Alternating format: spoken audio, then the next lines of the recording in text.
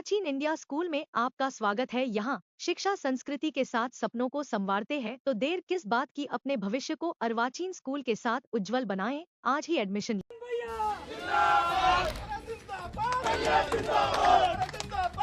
मैं बहुत बहुत आभारी हूँ युवा कांग्रेस का,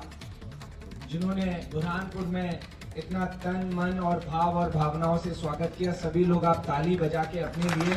स्वागत वंदन अभिनंदन, आप लोग बहुत देर से लगे हुए थे। मैं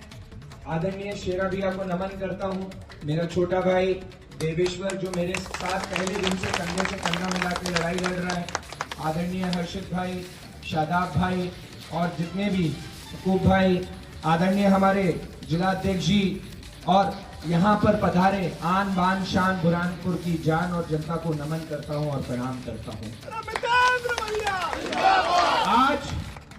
यहाँ आने का मुख्य कारण हमारे आदरणीय जीतू पटवारी जी तो पधार ही रहे हैं कुछ देर के बाद,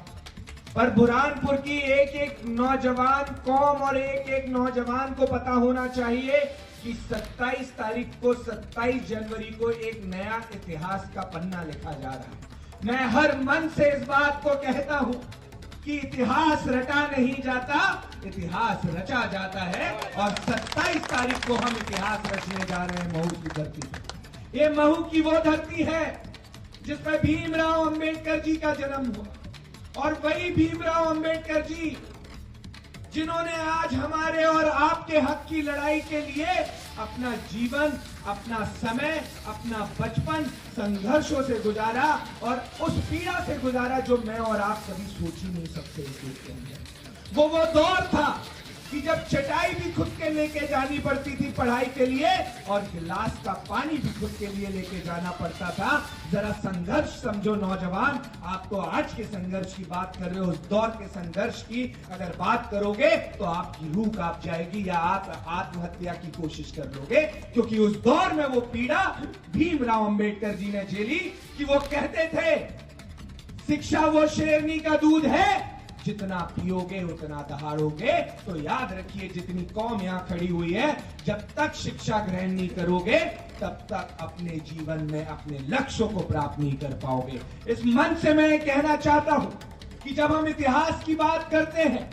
तो याद रखिए एक 23 साल का नौजवान था जिसने हमारे लिए, आप सबके लिए कुर्बानी दी। जब हम 23 साल में अपने जीवन को जीने की बात कर रहे थे, वो व्यक्ति 23 साल में इस भारत देश में एक क्रांति रचने की बात कर रहा था। मैं आदरणीय भगत सिंह जी की बात कर रहा हूं। वो भगत सिंह जी जब आज और आप और हम जिस आजादी की सांस ले रहे हैं, उस भगत सिंह जी ने 23 साल में खुद के ऊपर गोली खा के खुद की कुर्बानी देके इन नौजवान पीढ़ी को एक नई दिशा दी, एक नया संघर्ष दिया और एक नई आजादी दी। वो कहते थे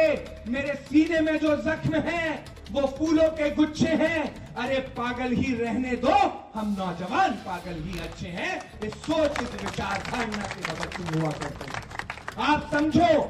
कि आज अगर आपको यहाँ ललकारा जा रहा है, एक हुंकार भरने की बात हो रही है, वो इसलिए हो रही है कि आज नौजवान को अपने जीवन में ये जानना पड़ेगा कि मेरे जीवन की वजह क्या है,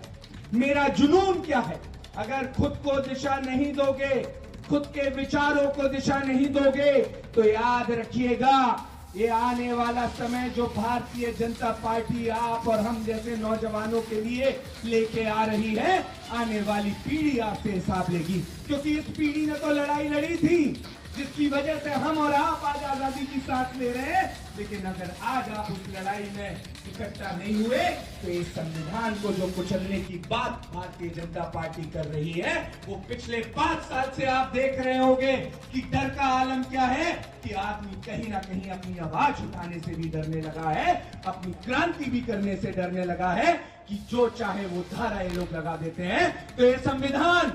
अकेला आपकी रक्षा के लिए नहीं, आपकी